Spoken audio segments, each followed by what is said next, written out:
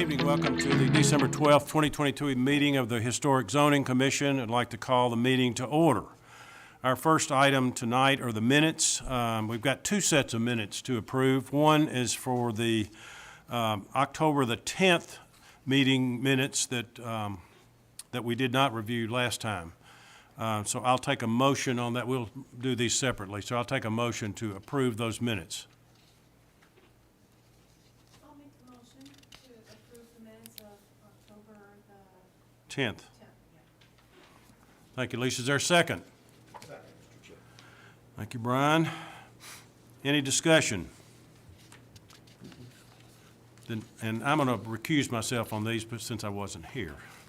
So all in favor, though, so please say aye. Aye. Any opposed? And my one recusal. Okay. The second one are for the minutes of November the 14th. Is there a motion on that one? I'll make a motion, Mr. Chair. Thanks, Susan. I'll second that. Thank you, Tyler. Any discussion? All in favor, please say aye. Aye. Any opposed? All right, unanimous. Okay, meeting calendar. Consideration of the 2023 Historic Zoning Commission and Design Review Committee meeting dates and application deadlines calendar. Amanda? Thank you, Mr. Chair. The calendar has very little alteration to the cyclical system that's been in place. The Historic Zoning Commission meetings will take place the second Monday of each month, with the application deadlines corresponding accordingly. DRC will be the third Monday of each month, with the exception of January. So next month is proposed to be on the Tuesday following the normal date because of Martin Luther King Jr. Day. So that will be, I believe, the 17th of January as proposed. The only other adjustments are related to application deadlines as related to city holiday schedules. So the schedule for the meetings is regular with the exception of January's DRC. Let me know if you have any questions. Okay, then is there a motion that the dates be approved as presented? So moved. Thank you, Mary. Is there a second? I'll second it. Thanks, Josh. All in favor, please say aye. Aye. Any opposed? Okay. Announcements. Thank you. We have a handful of announcements today. December 19th, 1 week from today, is a little bit of a busy day for us. So I want to remind everyone that you are welcome to come in to the boardroom from 2:15 to 2:45. We'd love to work with you to assign you your Surface Pro equipment for access to the agenda items for your meetings, and demo what we can show you for how access to Civic Clerk can be made as easily streamlined as possible. We will no longer be asking for hard copy packets. We stopped doing that. The packets that you've received today were ones that we printed from Civic Clerk. So when you print agenda download, that's what you receive. We'll show you, if you'd like, ways that you can access each file individually so you don't have the one big packet. At 3 o'clock that day, we invite you to attend a special DRC meeting to discuss the City Hall schematic. As you all know, we've been working on proposing a new City Hall building at this location, and Kelly Dannenfelser and our consultant will be showing that to you and seeking feedback. At 4 o'clock, we have our regular meeting. Right now, we anticipate about 8 items, so it will be a busier agenda. But we really hope that you're able to come in early for Surface Pros. We'll have some cookies and tea and coffee and things for you to help make it a little bit more festive. Does anyone have any questions about that? Okay, thank you. I also wanted to note a couple of different things. You may all recall that recently the commission did approve the installation of a brick wall at the Arlington project, Arlington at West Main. The contractor has agreed to provide some brick samples. So they are sitting at the site as in the location I described in the email I sent to you. They are very anxious to get started. So if you haven't already, please plan to drive by. And if you have an opinion, feel free to send that to me. You can call me or email it to me. I'd like to try to get an answer to the contractor as soon as possible. Mr. Chair, I did go by there, and it's very confusing because the mortar is almost white, and on the building, it's very tinted. Okay? So it's, to me, very confusing what's provided, because mortar makes such a difference in how the brick reads. So the dried mortar sample that's there is a different color than the mortar on the building, is what Oh, you're telling me? completely. Okay. These are, I thought they were actually gonna do some kind of a little mock-up sample, but these are actually just, It's seven bricks in a stack. There are two stacks Right. there. And Okay. Mary's right, it's white. Well, please send me your feedback that if you find that acceptable or not, and then I can share with the contractor what needs to be done to make it I meet the feel like conditions. this is gonna be, I'm still sort of confused about the exact location, but I think it's really gonna be visible, and I think it's pretty long, and that makes me feel like it's a big deal for West Main Street. And these are just, they're not really pages, but they're boards out of brick samples. I Well, mean, it is approved, and I don't know that I can no, the compel wall's them. approved. Yes, I but don't know if I can the compel them brick to was build a come brick back sample. to staff. Yes, Yes. and that's what they provided. We didn't require them Well- to do a material board. If that's what you're telling me it needs to be done, I'd love for you all to go out and look at it before giving me that feedback. And then I can take the feedback and, Yeah, I will provide that feedback for myself. okay. But- I appreciate that. The next thing I wanted to know is there is an item that will be on the DRC meeting on the 19th that is for, it's returning from a previous DRC. They're seeking approval for a wall installation at the entrance of Benelli Park. I did want to let you know that there has been some spray painting done there to show the exact dimensions and location of the proposed wall. So feel free to drive by the property and look at that. It's at the intersection of Benelli Park's Court and Boyd Mill Avenue prior to Monday's meeting. And I think that'll be helpful. All right, thank you very much. Okay, thank you. Now we're ready to vote on any items that need to be placed that are non-agenda items. These items are emergency by nature and must require unanimous vote by the commission to be placed on our formal agenda. Are there any emergency items or non-agenda items? Hearing none, are there any citizen comments for items not on the agenda today? Hearing none, we're ready for item 1, which is it's been withdrawn. The consideration of new construction accessory at 316 Bridge Street. It was drawn by the applicant. Don't need any action on it. This was an item that was deferred from the November meeting, so it's just to report to you that the item has decided to withdraw it for the time being. So we're ready for item 2, which consideration of alterations courtyard at 159 First Avenue North, Harper Square. Andy Berry, applicant. So, staff. So staff will provide comments first, and then Andy, you're welcome to come up to the podium. You're welcome, and Emily Huffer will be presenting this item today. Okay, Emily. Thank you, Mr. Chair. The proposal includes the addition of 2 arbors, one fronting East Main Street between the Italian restaurant and the bookstore, and the other fronting 2nd Avenue North at the alley between the bank building and the hotel.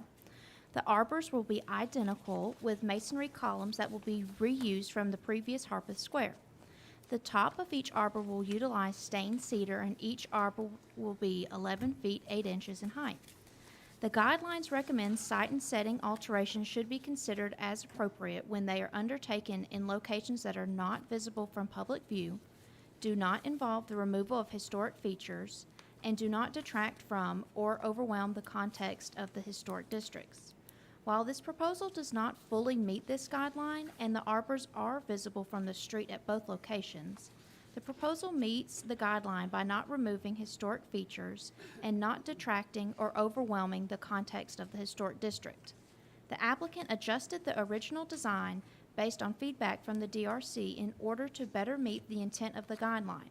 The applicant adjusted the top of the arbor to minimize the massing concerns by changing the arch shape of the arbor to a flatter top and minimizing the size of the slats. Additionally, the proposal includes the installation of 2 gates under each arbor and will match the existing fence utilized at the perimeter of the courtyard. The proposed gates will be made of the same black metal material as the existing fence and will not have any locking mechanisms. The guidelines recommend that the gate should swing inwardly. The staff recommends that item 4 be approved with the following conditions of approval: that any exterior signage is required to be submitted separately and receive separate permit and a certificate of appropriateness. Thank you. Now, would the applicant like to comment? Your turn, Andy.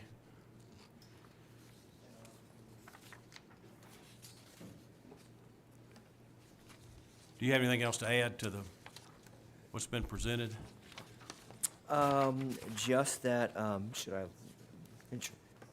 introduce myself and all that? Okay, Andy Berry, Smith & G Studio.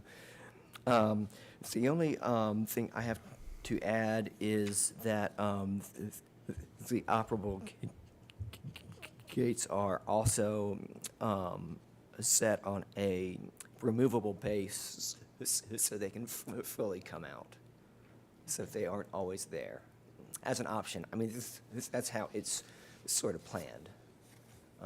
So.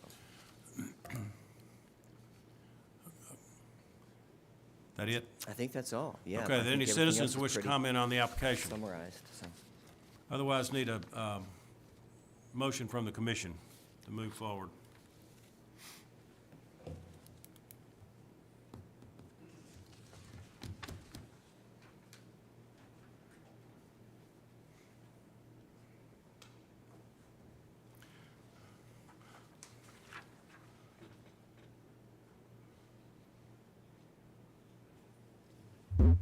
I'll make a motion to approve with staff conditions. Okay, Josh, thank you. Is there a second to that motion? I'll second it. Thanks, Susan. All right, discussion. Mr. Chair, are there, in one drawing, there's 3 columns, and then in the other drawing, there's 2. On A101. I think page, I think that's a side view. that's the side. Yeah, it's side view. This one, isn't it? This is what you're talking about? Yeah, Yeah, it's a side view.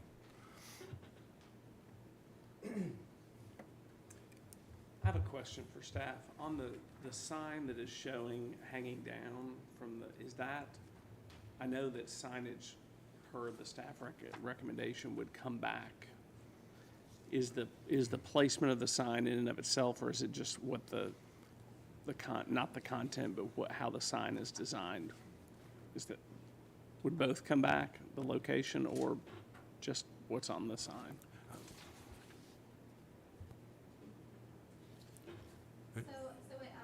So the condition that Ms. Heffer noted is that the sign has to come back for review in light of all the guidelines that apply, which would be location, primarily in this location, clearance, to make sure it's at least 8 feet above grade, the material, the design, the The colors. size, yeah. Exactly. Okay, gotcha.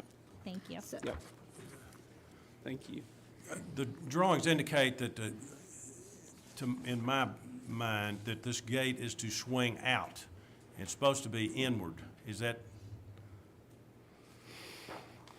Yes, for safety and exiting, it will probably have to swing outward. so, and the Which- columns would be how tall? Wait a minute, wait a they- minute, Okay, wait, wait. Let me okay, get go a- ahead.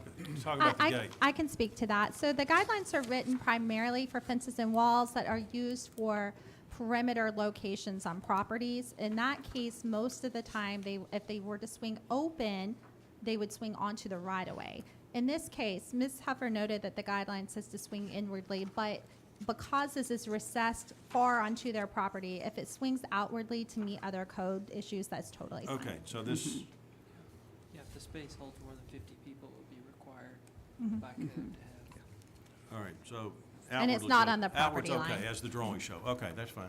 All right, other comments? Mary, How you- tall are the columns?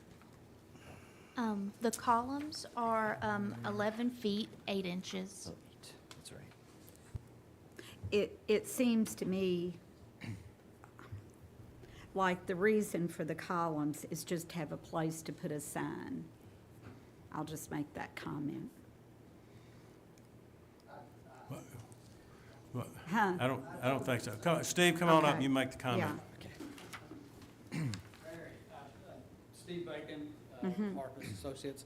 No, we want to brand that courtyard and bring attention. So if you're walking on Main Street and you're walking down and you're in front of Joel's, you know, you see these two big columns. but Okay, it's you would- branding and it's trying to draw people in. But our Into that. courtyard is behind Joel. Right. And it's a challenge. It's a challenge for those Right, retailers. that is true. So also when you're in McGavick's and you come out and you look down, you go, oh, what's that? I got these nice columns, I got a brand, let's walk down there. So it's at our effort to engage that courtyard Okay, to draw pedestrians out there. okay. That was what I understood at design review. Yeah, Yeah. and to create a clearly And I- demarked I entrance. get it. Exactly, to make it, and we're not gonna have that fence on there unless we have an event and we might serve alcohol or something where we Yeah, have to I close it. can But see. that fence won't be there during the regular time, so. Okay, anything else? So did you just say that that fence is not, Just the gate, I'm sorry, just the Oh. gate portion. the gate portion is permanent or not permanent? It is permanent. It's only gonna be there during events. We're not gonna have that gate closed during a regular day. Okay. So Ms. Marquardt, if you look at the screen, you can see where my cursor is. We don't have No. any. I had it on, I apologize. Yeah, we got it. It's turned itself off twice. So you can see where my cursor is. That is the piece that they're talking about. It's designed so it can be installed to be a barricade when there needs to be a barricade, but most of the time it will not be there. It can be picked up and just moved. The rest of the fencing is already in place. I see, okay. And even when it is there, it's operable. It can open and close. Yes. Exactly. Anything else? Ready to vote? I just have one more thing. If I could see the street view, that would help us, I think, envision what these columns are going to look like. So I do have it on the page that they provided. You can see on the upper, I'll make it as big as I can. This is the location where the arbor will be between this section of the development, which houses the Italian restaurant, for reference. And then this section is the addition that's on the back of Landmark Booksellers. So Okay. this is from East Main Street. And if you pan down, you see this is this section. The installation will be somewhere in here. It will be between the hotel, this, I believe, McGavick's Coffee is right here on the left. And then to the right, just off screen, is the bank that's at the intersection of East Main Street and, I'm sorry, yes, East Main Street and Second Avenue North. But this is set back. This So is set back. Yeah. Yes, this is That set picture back. right there, So from the, McGavick's, So this is set back from the street quite a bit. yeah. Is this what you wanted to see? Yeah, yeah. And so, how far is it set back from the Landmark Booksellers building? But it's on the back of his courtyard, his parking lot. I don't know, 30 feet, 20 feet from his building. It's in the middle of his parking lot. Okay. You look at his parking lot, his building's on the left, then you're gonna have those columns. And And the- Joel has approved this, so, And the fence is already there. and the fence is already there. Yeah, It's just drawing attention. We're trying to bring people in. Okay, anybody else? Ready to vote? All in favor of the motion to approve, please say aye. Aye. Any opposed? Okay, thank you. Thank you. All right, we're ready for the next item, which is Consideration of alterations, windows, doors, lighting, partial demolition at 230 Franklin Road. Thank you. The applicant is requesting a certificate of appropriateness for a series of alterations to the Jameson Theater location, at the Factory Franklin, located at 230 Franklin Road. The proposal also requests approval for select alterations to the connector section that's currently between buildings 2 and 3. And I did try to turn this on, and it turned itself off again. I apologize. If it does shut off and I'm referring to it, feel free to yell at me to turn it on. Okay, so just as a reminder, the property was discussed at DRC in November for these very alterations. I'll go through the proposal briefly, page by page. So just a quick overview for everyone. The Jameson Theater is located in the building that you see here, Building 5, which is not quite visible from Liberty Pike or Franklin Road. And then the secondary alterations we'll be talking about are to a connector that's between Buildings 2, which is highly visible from Franklin Road, and Building 3, which is the main building that you experience on the property as the entrance.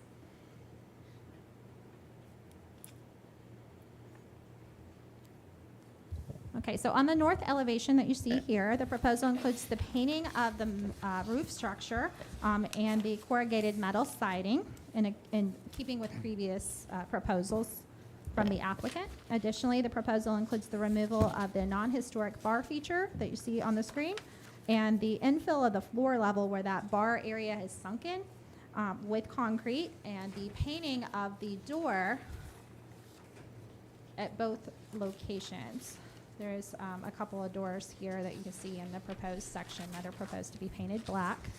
A note is also included to infill the door of the house structure with salvaged brick, but I think this was left over from the DRC proposal in error. I believe the intent, based on some 3D models shown elsewhere in the proposal, is to keep the door in place as recommended by the DRC in lieu of infilling it and just fix it shut.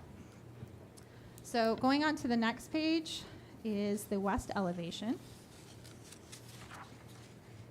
The proposal includes the painting of the roof and the corrugated metal in keeping with previous proposals. Additionally, the proposal includes the replacement of the non-historic storefront doors and windows with new ones of a black finish, which has been previously approved, in keeping those existing opening dimensions, so not widening or shortening the doors in any way.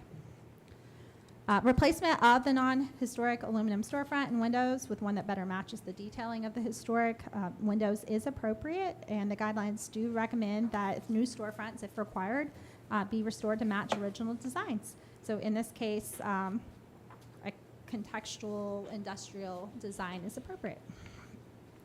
Moving on to the south elevation on the next page. The proposal includes the replacement of the wall sconce to match the existing building facade lighting, which is shown in the application. The painting of the existing metal doors, the widening of the overhead door opening and replacing that door. Creation of a new pedestrian door, and the removal of the signage over the overhead door. I believe the signage is being removed because the door is being heightened. So the replacement of the non-historic light fixture is appropriate, as is the painting of the metal doors and the removal of the sign. The guidelines recommend that one preserve and maintain doors on historic commercial buildings in their original locations and configurations. But in this case, it appears the overhead door was added later, and it is positioned on the site with very little visibility to pedestrians and virtually no visibility from the prominent street views. The creation of the new door opening is also supported by the guidelines, as it is at the rear and has simple detailing that complements the context of the site. Okay, the next page is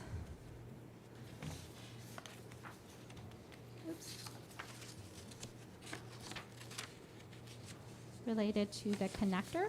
So again, this is coming back toward Franklin Road, the main building to the right here, the Building 2, which is the building that is adjacent to the restaurant, Mafioso's, is right here. This little connector was approved by the commission previously at the applicant's request to be demolished because it is not historic. It is desired by a tenant, however, to maintain that connection, which is fine, but the applicant's requesting, because it's now being maintained, to change out the storefront doors and windows to match the other storefront doors and windows that are being engaged on the site. That is appropriate. The applicant is also proposing to remove that EFS band from the connector. You can see on the screen here, there's EFS banding, I think an EFS facade on most of that connector. And to replace it with a black metal panel in keeping with that was approved on Building 2, which is the building right here. If you recall, there is a section both on the side facade and the front facade that is currently EFS that has been approved by the commission to replace with a corrugated panel with vertical banding. So the removal of the EFS banding is appropriate and in keeping with the previous request. It's not historic and is not appropriate for use in the historic district. The introduction of the metal may be appropriate at this location given the industrial character of the property and the use of metal throughout, as well as the approval for the previous treatment. The use of the storefront configuration and design that was approved for the adjacent buildings is also appropriate in this location as well. So with that, it is recommended that the commission approve item 5. One note I wanted to make as a condition is that the door on the bar on the elevation you see here, which is the north elevation, be maintained in place per guidelines, but is painted as requested. I believe that is the intent of the applicant, but I do want it to be clear in the approval record. Thank you. Okay, would the applicant please come forward once again? You're going to get sick of Welcome get sick back. of seeing me one day. I'm Gina Emanuel with Centric Architecture. I think Amanda covered everything really well. There's only a couple of points to clarify, in that yes, we are keeping the door. I know that was a comment we all discussed last time, and we'll be painting it. There's also one more item on the rear of the building where we're adding the additional door. One item we talked about was keeping one of the old overhead tracks on the building. We are going to maintain that as well, and I think that's it. My only additional comment to Amanda's report. Okay, are there any citizens that wish to comment on this application? Hearing none, we need a motion from the commission. And we can do this in piece by piece, or we can do it all in one, whatever your preference is. All in one works for me. Okay. Yeah. You want to make the motion? Sure. Whoops, I've got the wrong one there. Item 3, there you go. Bye. 5. So, Mr. Chair, I move to approve item number 5 with conditions, including maintaining the door of the area of the bar. Okay. That's That do it? succinct. Yeah, Okay. that's succinct. Second that. Thank you. Discussion. I think it looks good. All right. I had a question. Okay, Tyler. You had put, and Gina might be able to answer this, the window profiles. I see No. some of these kind of asymmetrical grill patterns and things. Is that a thing found on the building, or is that just a weird drawing that maybe doesn't apply as like a generic drawing, or? Okay. Okay. Gina, would you come and just speak in the mic on that, please? I don't want to be surprised one day and go out there and have like all these different size I'll need to rectangles and verify go, that for "Oh, you. no, what-" But the intent is to go back as it is Okay, on site. good, okay. That's all. All right. I've reviewed that a couple of times with these submittals. I think it's a standard that shows the dimensional intent of most of the windows. I did see that, and I believe I talked to Luke, Gina's colleague, about that one time, but it's certainly not the intent for this particular proposal. Correct? Anything else? Then all in favor, please say aye. Aye. Any opposed? Unanimous.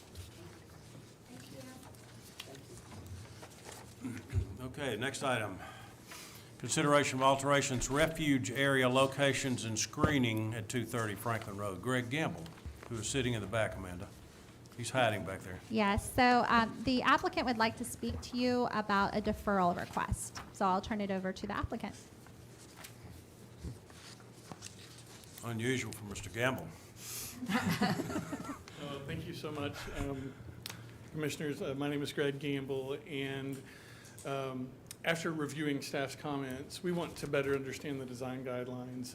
Amanda and Kelly have set aside some time on Friday for us so that we can have a conversation with them to better understand those. Plus, this is an item that I believe really deserves another conversation at the DRT. So we submitted today to bring this back December the 19th so that we can continue the conversation about these. So yes, we're requesting a deferral tonight to continue this forward. Okay. Are there any citizens that wish to comment on this? Hearing none, then we need a motion to defer to the January meeting. So moved. Thank you, Mary. I'll second that, Mr. Chair.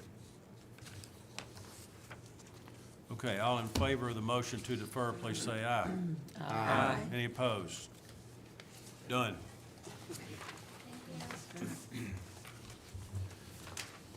Okay, we're ready for next item, consideration of alterations to previously approved new construction roofing materials, principal and accessory at 215 Lewisburg Avenue. John Alfrey, applicant. Amanda. Thank you.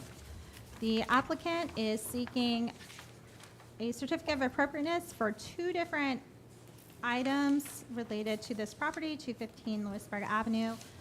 This project has been before the commission a few times. Currently, there is approval for an addition to the building, and there is approval for the construction of an accessory structure, in this case, a garage.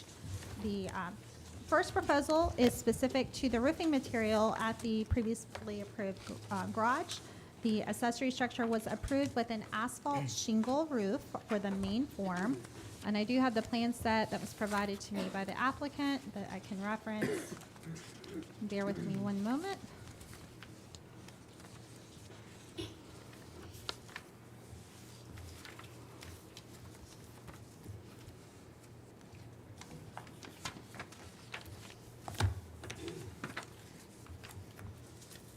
The roof plan was open and I lost it.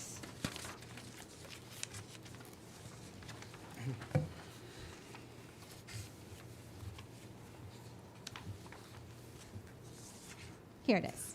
My apologies. So here's the roof plan for the garage on the left here. It was approved as noted on the plan set with asphalt shingles for the majority of the roofing material. And you see at the rear there is a dormer, and the dormer was approved with a standing seam metal roof. The dormer faces toward the back of the property. The applicant has received a stop work order on the property because there is a roofing material that's entirely metal on the structure instead. So the applicant was offered the ability to either replace the roof and replace it as approved by the commission, or to seek approval for an alteration to the previously approved plan, which is obviously what the applicant has requested to do and is able to certainly do. So the second portion of the application seeks approval for the removal of the roofing material on the house, the principal building, which is currently asphalt shingle, and to replace it with a cedar shake roofing material. So we'll start with the accessory structure. The guidelines recommend that accessory structures use materials and exterior finishes that are typically used in historical equivalents, and that details should complement but not be less elaborate than the character of a historic principal building, so the house that the garage serves. Asphalt shingles, fiberglass shingles, 5E metal roofing, standing seam metal roofing are all appropriate roofing materials. In this case, the use of standing seam metal, while not originally proposed or approved for the use, may be appropriate. The color of the material, however, is not typical and is more elaborate than the color of the material on the principal building.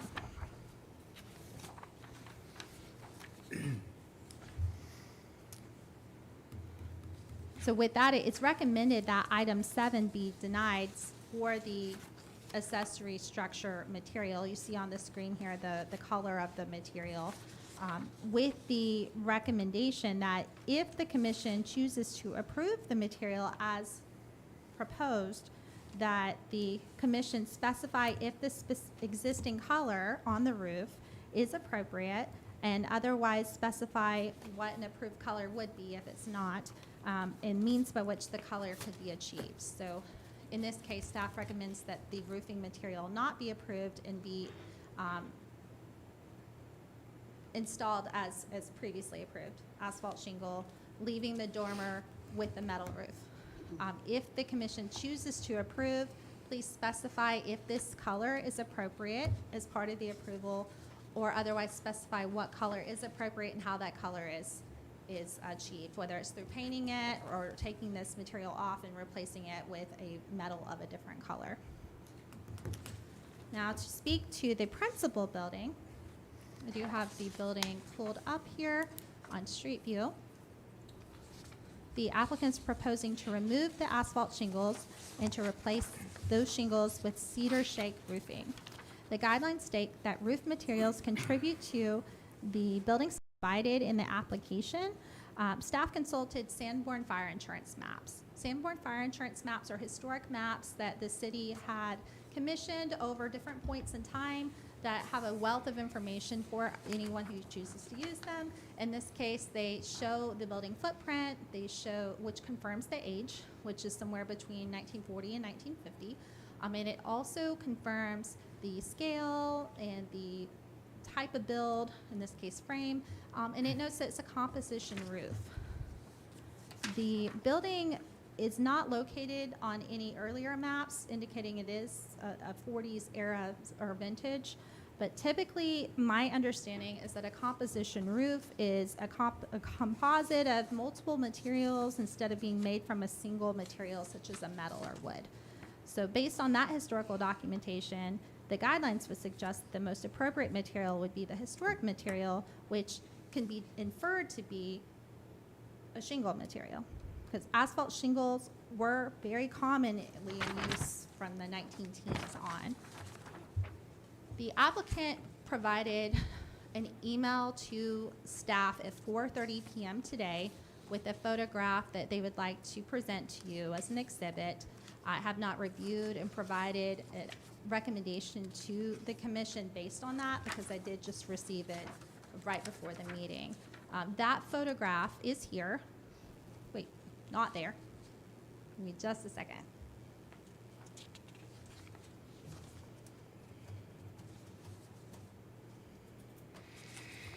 Okay, that photograph is here.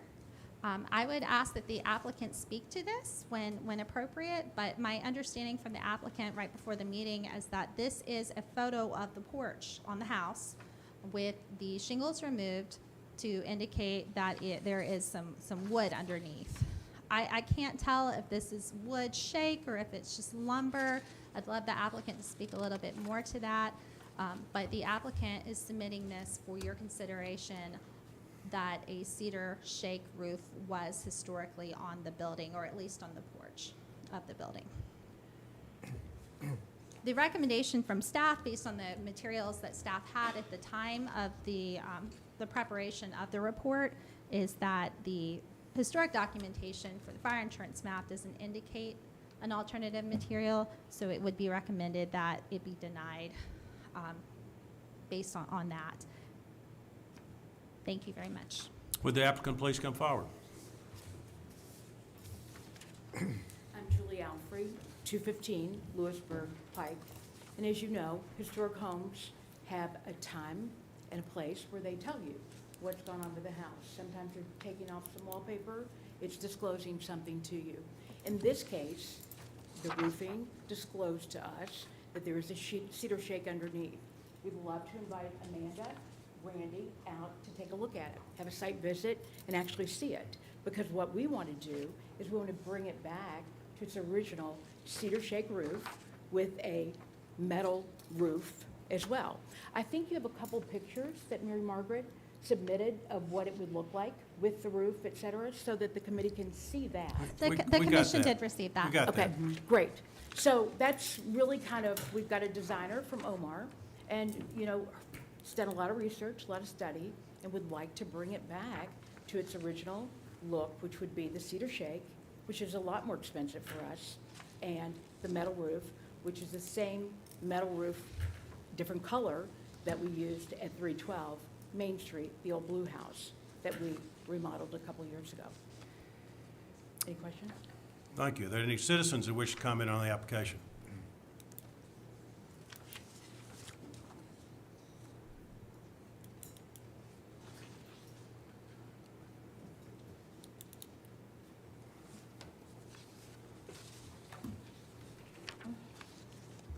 Ms. Haddock, would you introduce yourself?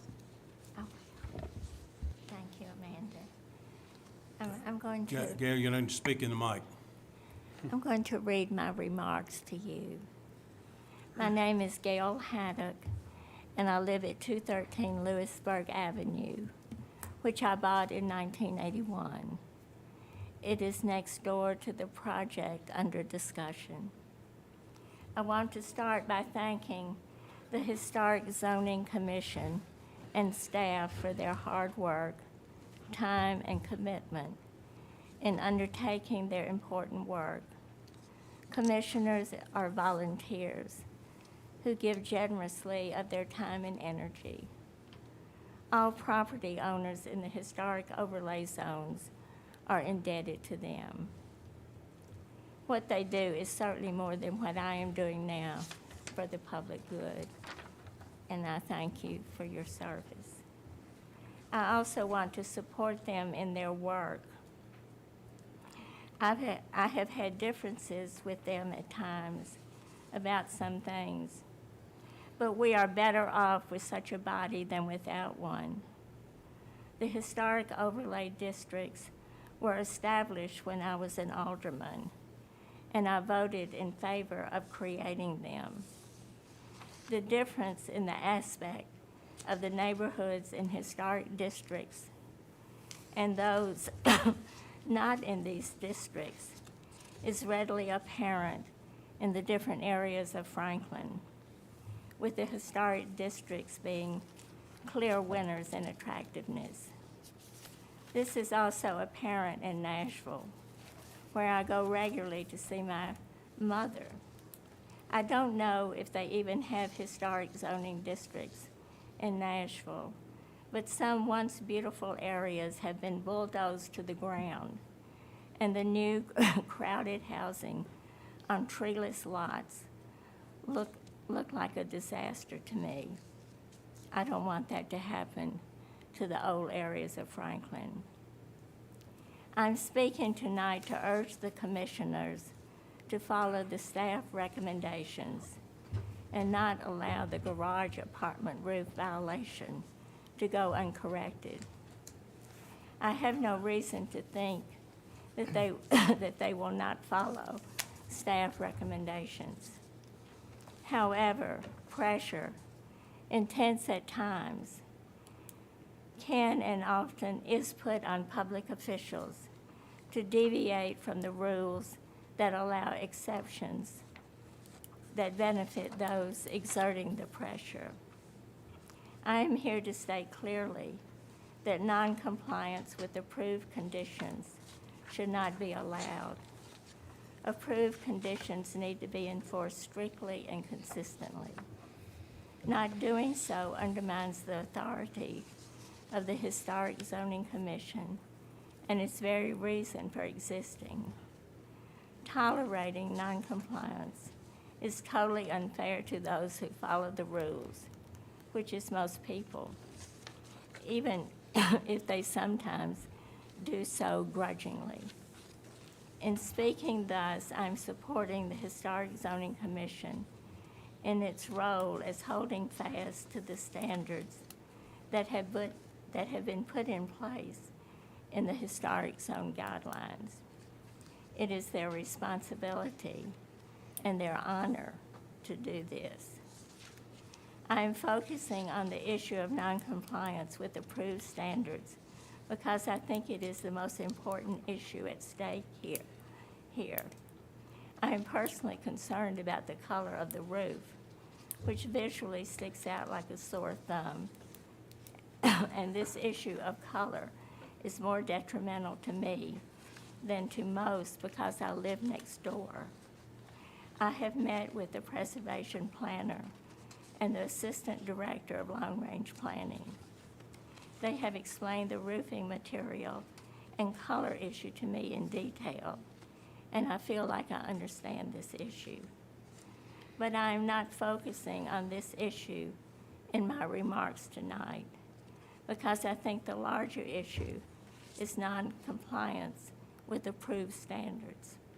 It is hard for me to believe that the builder did not know what materials were approved for the garage apartment roof. If this was the case, it was a dereliction of duty. If it wasn't the case, it was a willful violation. Neither is acceptable or should be tolerated, especially when done by a professional. Professionals are supposed to know what they are doing, and they certainly assert this when presenting themselves. Thank you for your attention to my remarks. I appreciate it. Thank you. Are there any other citizens which comment?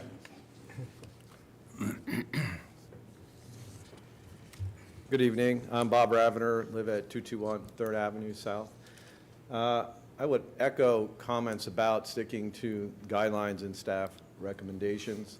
It's a slippery slope that we would go down as alterations and adjustments are made because somebody made a mistake along the way. We moved to downtown Franklin because of the unique character and all of the work that many people before you and all of you have done to maintain the charm, the character, and the historic significance of our fine community. Staff does a tremendous job as well, I believe, in really holding all of us accountable to what is going to continue to keep Franklin of its utmost character. So I would ask you even more broadly than this particular project that once we start making adjustments and exceptions for someone's mistake or desire to do something different, then where do we draw the line at some point? Thank you. Thank you. Are there any other citizens which comment on this application? If not, let's break this into two pieces. One, the accessory building first, and then the main house. So is there a motion on the accessory building? I'd make a motion to deny the request. Thank you, Josh. Is there a second? Second that. Who- Second it. Kathy. Thank you, Kathy. Discussion. Anybody? I tend to agree that, you know, we adhere to the guidelines, we approve something in particular, and we expect that to be executed upon. I think should this have come originally in this color and this arrangement, I would have not been in favor of it, and so I wouldn't be in favor of it now. I think it needs to be fixed the way we approved it. And Thank you. and to comment on the community members, they're right. The existence of the board is to adhere to the guidelines, and if there's a special hardship, we tend to break those rules, and that's my understanding of them, and I don't see a hardship other than just wanted to do something different. Well, my only comment was, it's pretty clear what the drawings showed that we approved. So I don't understand obviously there was a change on site. So anyway, I'm supporting the motion. Any other comments? Then all in favor of the motion to deny the roof change on the accessory building, please say aye. Aye. Any opposed? All right, let's talk about the main building. I'd like to make a motion to defer discussion of the main building until the January 9th Design Review Committee meeting. It would be to the voting meeting Sorry. in January. Yeah, voting meeting. And just, why do you want to do that? And the reason is there's new evidence that was submitted at 4:30 this afternoon. We only see one image. We can't determine what that image reflects. I'd be very interested to see if it reflects a shake roof or not. And I would second that we defer it because we don't know what that material is. And then I would want it inspected at other places because they're asking for full shake roof everywhere to really understand. I don't know if that's decking and then the other parts. Is it just, what is it? What is the situation? It looks to me like it's the substrate for the shingles, but that's Yeah. me. Me, So, too. Yeah. Based on that one photograph. There's not enough information yet. Pardon me? Yeah. There's not enough information yet. I'm not, yeah, I think the deferral's appropriate. In my mind, we don't know what we don't know yet. There's just not enough information. And staff would be happy to set up an appointment with the applicant and view the site and take some photographs and provide that to the applicant to submit for That'd be perfect. the commission's consideration. I think that's fine. So And what, The Mary? only other thing I'd say, Mr. Chair, is to look at other parts under the Yeah. roof too, since And they're I would, asking. I would suggest Mr. Tosh's group be involved in that, to inspect Yes. that roof to see what we're talking about. Any other comment? We got a motion to defer then. All in favor of the motion to defer to the January meeting, please say aye. Aye. Any opposed? Okay. Then that motion carries. It's deferred to January on the main house.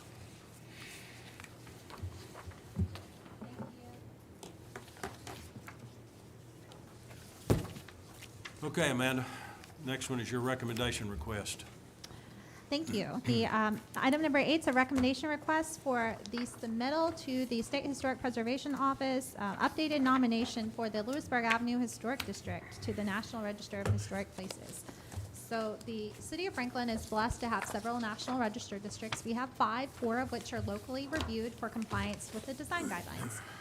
We, as staff, have been working over time to update the nominations to be more thorough than their original forms. Many of the nominations were compiled and approved in the 1980s. There was a rush to do so because the National Historic Preservation Act had just been approved in the 70s, and it was there was a lot to list. It was very important to get things listed. And so at this time, we want the documentation to be more thorough so that it's more use to the city staff, to the commission, to the public at large.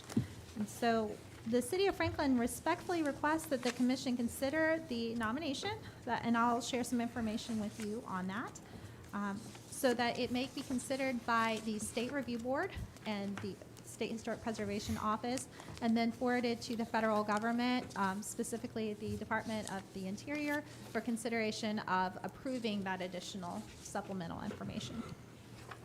The National Register of Historic Places, as you all know, is the government's official list of what is worthy of preservation. It runs the gamut. It's buildings, structures, objects, etc. And you'll find that in this nomination, there's more than just buildings. There are some objects, or rather structures. Those definitions are very distinct. Structure is not an object. So the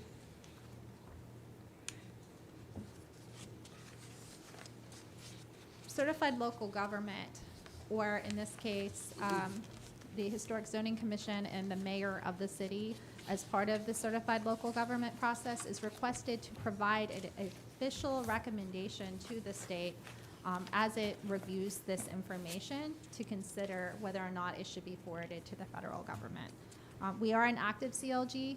We are a premier CLG in our state, if I may say so ourselves. We're very active and do a very good job because of the folks like you that put the effort into it. So with this request today, if recommended for approval, denial, changes, I will forward that on to the state as we move forward through the process. I did want to note very specifically, National Register districts are not the same as local historic districts. They can be. In many cases here in Franklin, they are. We use the National Register districts as boundaries by which to base our local districts, but sometimes there's some portions of the district that aren't under design compliance, or in some cases, there's portions that expand beyond the local district. Downtown, for example, there's areas going toward Fifth Avenue North that aren't part of the National Register district, but the community has determined to be worthy of preservation and has local zoning on. So we're not asking as part of this discussion to change any of that local zoning. It's really just to amend this documentation for what is already on the National Register. Does anyone have any questions on that? So just forgive my ignorance, everybody else, but this district that we're considering tonight is already an approved, you're just calling it a nomination because it's the body of work that is Exactly. attached to the already previously approved. That's a great point. I made a point throughout the staff report to use the word listing and not nomination, but you can see I'm really interchangeable at that. It was initially called a nomination. Now it's a listing. Okay. We are amending the listing. The National Register boundaries are roughly the same as our local district, but you'll see that there is a portion that cuts short of our local district. I believe the last parcel or so of our local district is not part of the National Register district. Understood, thank you. So I'd love to talk through some of the changes that are being proposed very briefly. Excuse me for interrupting. I'm going to Sure. have to excuse myself. Thank you.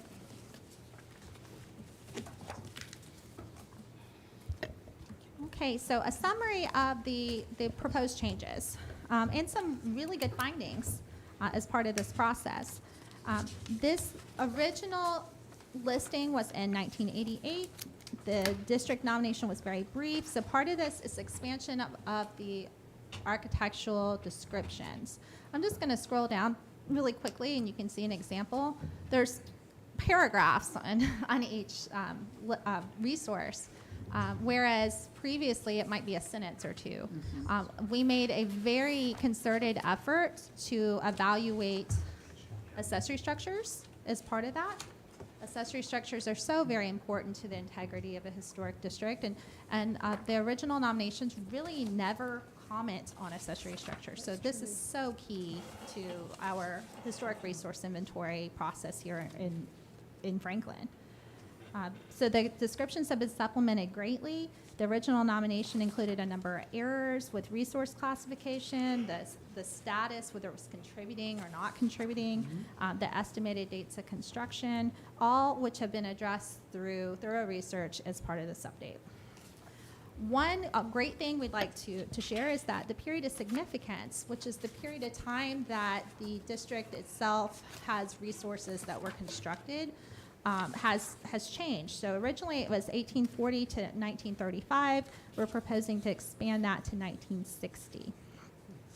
The count has changed too. So the survey finds that the Lewisburg Avenue Historic District maintains a really high degree of integrity, which is very exciting for us.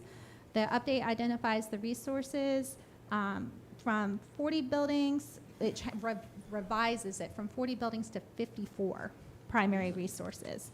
So that would include the count, that changes the count. Originally it was 40, they called them buildings, now we call them primary resources, and that count has changed from 40 to 54. That includes 2 historic retaining walls, 1 historic wrought iron fence. A total of 14 of those resources were not documented in the original nomination, so we captured things that should be recognized, preserved, and maintained that were not listed previously, probably through oversight. A total of 44 of those resources, or nearly 82%, are contributing to the district, so it has a very positive contributing versus non-contributing percentage. Outbuildings account for 20 of those 54 resources. So that's very, very encouraging and significant and important to us as we review requests for alterations or demolition to historic accessory buildings. A total of 6 resources on the original listing are no longer extant, unfortunately, which means they are no longer present, so they have been removed from the inventory.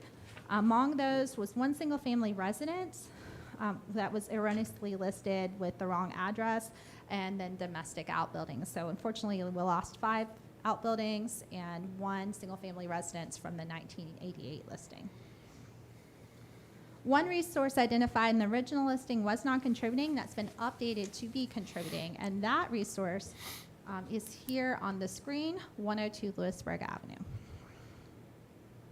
None of the resources classified as contributing have changed status to non-contributing, which means that the Historic Zoning Commission is doing an excellent job reviewing its alterations and being mindful that any alterations approved be done so in a way that keeps the integrity of that structure. So that's very exciting.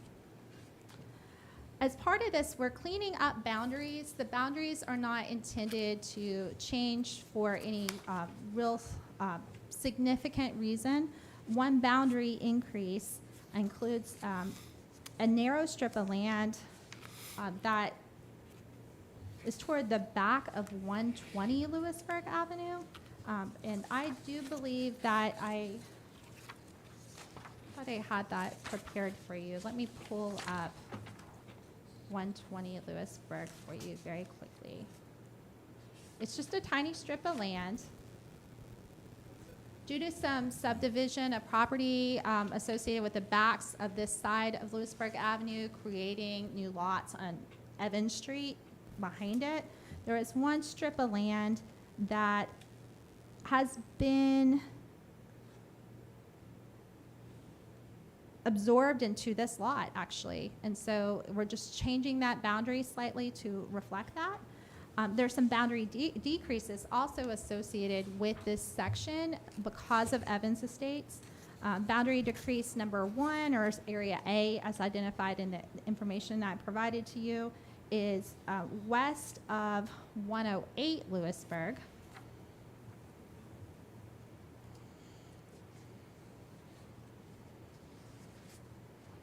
And Yeah. 110 Lewisburg. So there's 4 subdivided lots that were created behind this to create Evans Estates. And because they have been built out with modern residences, it is recommended that the boundary of the NR change to take those out. Part of the reason that's important is because we want to keep a very positive percentage of contributing versus non-contributing. New builds are fine, absolutely fine. There was nothing wrong with what had been approved previously. It's just that it starts to water down that percentage. Area B includes a single parcel with a modern residence that was subdivided off of 118 Lewisburg Avenue. So just a little bit down, again, for Evans Estates. Boundary decrease area C is a parcel at the south end of the district. So I'm going to go ahead and show you where that is.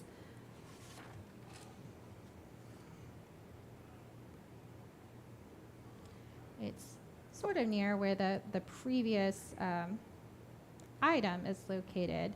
There, in this area, Sanborn Mapping shows a parcel, a former Stone residence that's no longer extant, and it's at the end of the district, and because of that, it's no longer there. The recommendation is to decrease the boundary because there's nothing there for it to include. I actually, when I looked at the map, and I'll be curious to see what Brian's our Sanborn expert, what he thinks about that, but I think it was somewhere in this area, if I recall correctly. It may, I heard Miss Gale, I thought it might be the building that was previously associated with Miss Gale's property, to the left of 215 Lewisburg, because there was a principal building that was previously here, and the building that's now the principal building on this property was an outbuilding at one time. So I believe it was right here. I looked at maps, I tried to figure it out. It's not there, so it makes it a little harder to figure out the circumstances. So that is the gist of it. If you have any questions, there are some typographical errors in the document that I plan to read very thoroughly and note to our consultant before it goes forward. If you have anything of the such, feel free to share that with me through email. I'd be happy to take those in. But we're here to hear your comments, any sort of feedback, or any sort of changes that you'd like to propose to this document before we move forward.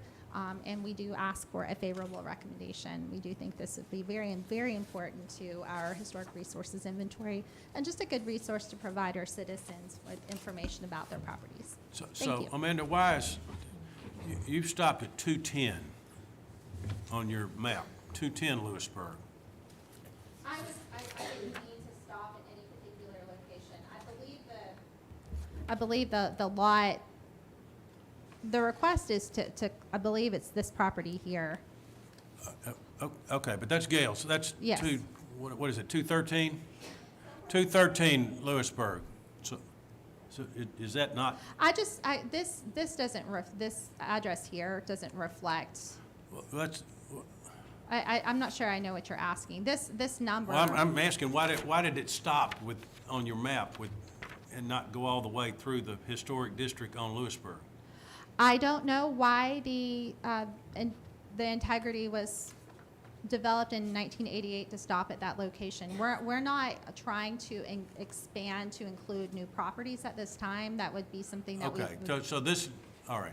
Yes. So this would be considered from there down the local historic district? Yes, All so, right. so no Okay. changes to the overlay zoning at all.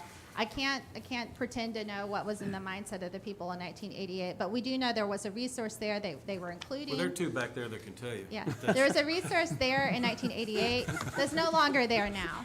And so the recommendation is to stop the district short of 213. Okay, I'm fine. Okay. And then, Just, all right. but it could be on our work list to expand that. Yes. Because I do believe we could. I think Yes, that's we could right. certainly expand this district. We didn't choose to do that with this particular project, but it's certainly one we can look forward to moving forward. Staff would like to propose a preservation plan for the community that addresses some of these needs collectively, and then we work one by one to do that. But I think there's some opportunities for expansion for most all of our districts and opportunities for new districts. And so I'd like to do that community preservation plan to find that. So you're right, there's no reason why this couldn't be expanded, but it's not proposed this evening. I have just a quick question. I think it's creative, and I like what it does to the percentages to take those, those lots that were subdivided to put the new structures in. But is that typical? Is that something you would see? Do we expect any pushback because Absolutely it was not. part of the district? That So is- carving it down is okay? If That is the recommendation of the Tennessee Historic Preservation Office staff, to keep the integrity as intact as possible. Yeah, it pumps up your percentages by Yeah. doing that. I can see where It's it would most get watered down. accurate. Yeah, right. It's just interesting that it's, yeah. Well, part of the reason for that too, Josh, that's a great question, in my opinion, is that when you have the NR boundaries more accurate, so you're writing out some of the non-historic resources or non-contributing resources, it helps serve as a basis for adopting local historic districts. We already have one, but it serves as the basis, and that way when those adoptions are made and guidelines are written, the alterations to buildings that are adjacent most or historic buildings nearby really truly reflect what those are. And so alterations aren't considered in light of what the new house looks like as opposed to what the historic house is nearby. Does that make sense? Yeah, Okay. yeah. No, I think I like it. I just was curious as to how that would play out. So. Yeah, that's a pretty standard request that the staff makes at for any of these all over Tennessee. Amanda, does this request that we are going to vote on, does that go to any other city body or just go straight to the National Register? It will go to the state straight from here. The mayor is also asked to provide that, which I will work with him on. I will provide what your feedback is to him so he can make that decision as well. He certainly wants to hear your decision before he makes one on his own. It goes to the state review board.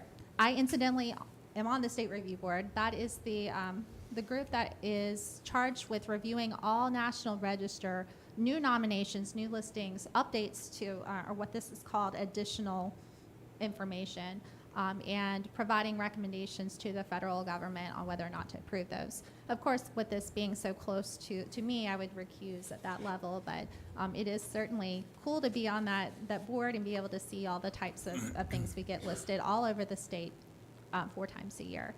I do think this is an excellent candidate for it, and I hope that you agree. Okay, is there a recommendation or motion? I would move to approve, and I would just say that National Register districts, how do I want to say this? They continue, the information continues to be inspected and reviewed over time, and so all the nominations in my mind do benefit from another review. So I'm glad this has been updated. And so far, in my tenure here, we have updated the downtown Franklin district, which was quite a chore. There were a lot of address changes and things that went into that.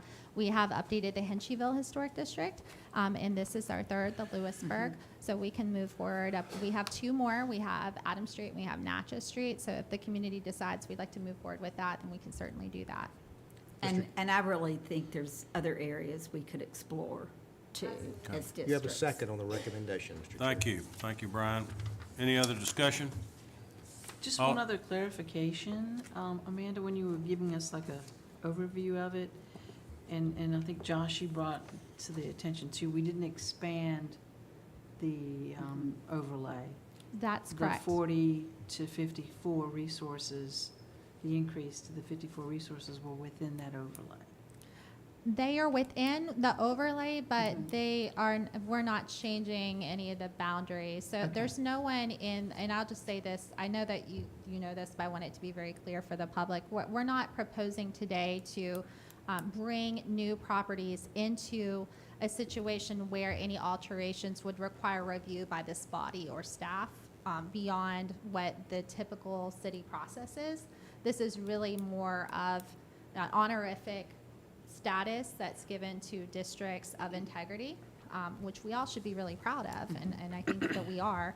And it's recognizing that while we had 40 before, now we have 54 that are of importance to preserve and maintain. And some of those are protected with historic zoning Absolutely, already. most of those are. Yes. Very few of them are not. What I use this information for is to advise staff when such COA applications come in. This is a wealth of information. And then I can provide that information to you. This information is available to you. It's available to the public when I have applicants or just citizens in general that move to a new property and they want to learn more about the property. This is a way that I can provide them some really brief information about it, as well as some other resources we have. Any other comments? Want to finish up what I was asking I'm about sorry. was, no, this is good. The benefit of the 40 to the 54 too was we had recognized that 44 are contributing, which is great. And then you mentioned the 20 outbuildings. Were any of those considered contributing? Yes, All a 20? majority of those are. Okay. In fact, the one specifically, the consultant pointed out to me that she was so pleased with was the 119 Lewisburg Avenue. It's a great example of a craftsman bungalow there. We did review it previously and approved some alterations to it, but we were very respectful of that front facade form and the shape, and so that just goes to show that the commission's doing a really good job. Thank you. I appreciate that. Okay, anything else? Oh, I don't know. Then we need, Susan. Okay, so are we ready to bring back our January Christmas parties? We haven't voted on that one yet. We hadn't voted on that. Do we need public comments on this? I don't know, but I think it Well, would let's be a have good it. Are there practice. any citizens wish to comment on this? Hearing none, then we're ready to vote. All in favor of the motion for, We have one citizen. Gail, you need to Miss- come up and speak in the mic. We want to make sure that the record hears you, Gail. Gail Haddock at 213 Lewisburg Avenue. So I mean, what does it mean if my house is in confusion? I mean, it's sort of no big deal, or?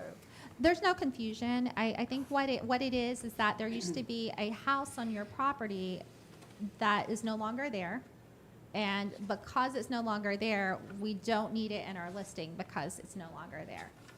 I'm not sure that's accurate. I would think that's inaccurate, but I'm not positive about that, Amanda.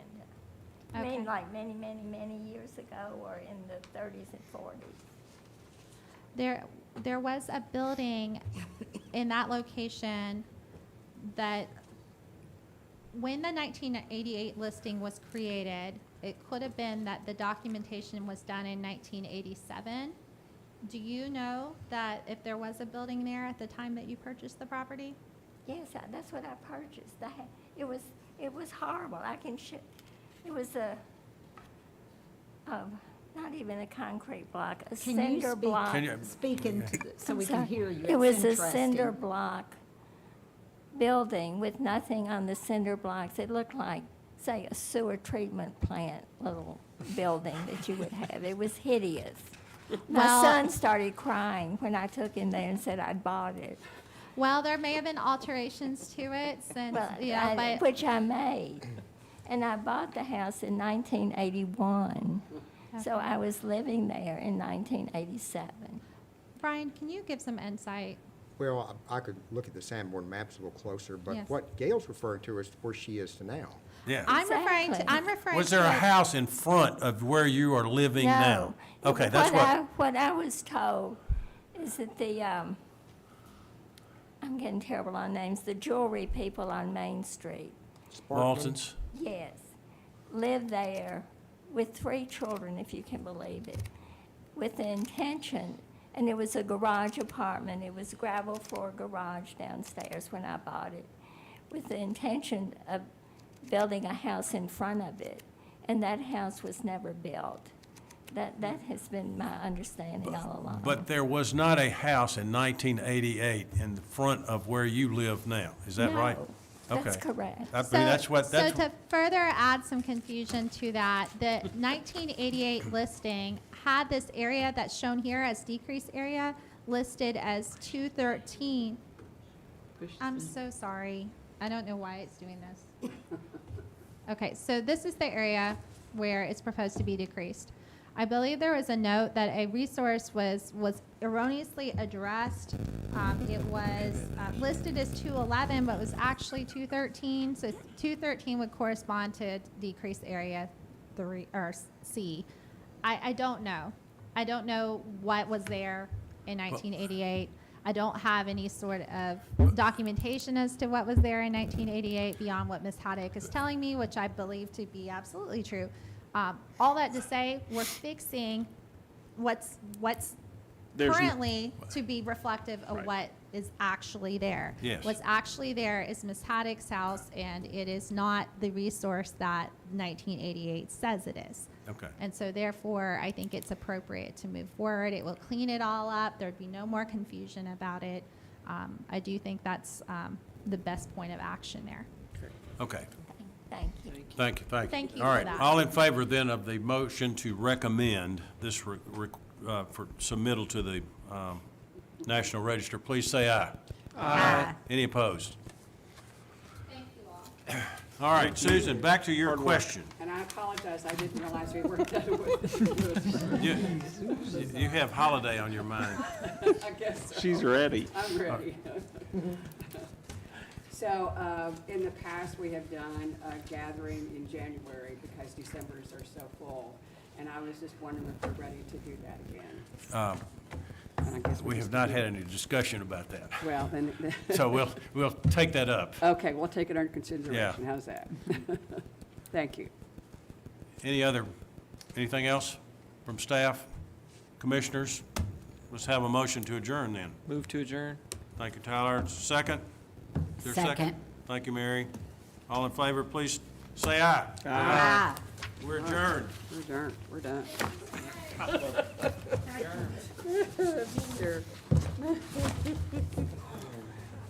What I was gonna